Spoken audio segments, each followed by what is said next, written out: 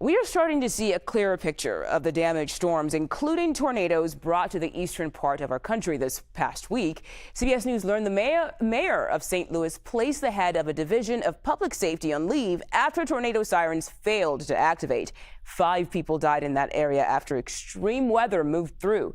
Let's bring in CBS News correspondent Shanelle Kaul, who's following the story from our newsroom. Shanelle, what is the latest on all this?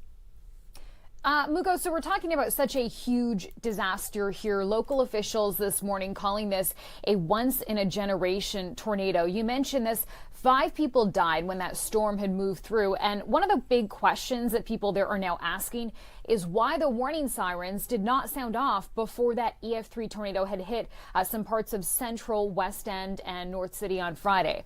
Now, in response to that failure, the mayor of St. Louis, Kara Spencer, who, by the way, has only been in office for 1 month, Mugo, announced last night that she is now putting the head of the city's emergency management agency, Sarah Russell, on leave.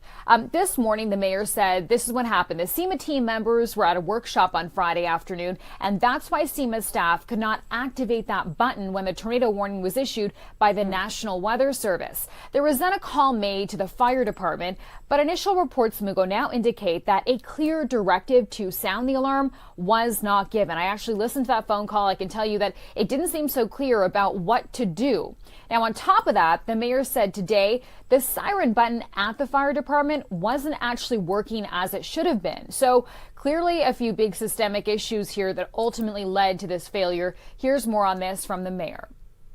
This cannot happen when a tornado is ripping through our community.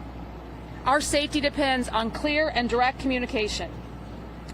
We did release the auto recording to the public last night.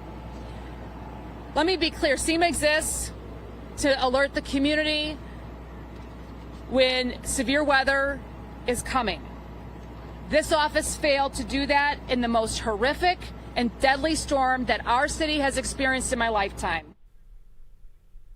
All right, so Russell, who is again the head of the city's SEMA organization, will now be placed on paid administrative leave, Mugo, pending a full external investigation, says the mayor, into exactly how and when SEMA responded on Friday, particularly why that outdoor warning siren system failed at such a critical moment.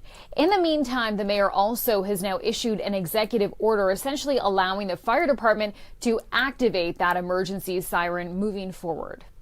All right. Shanelle Kaul, thank you.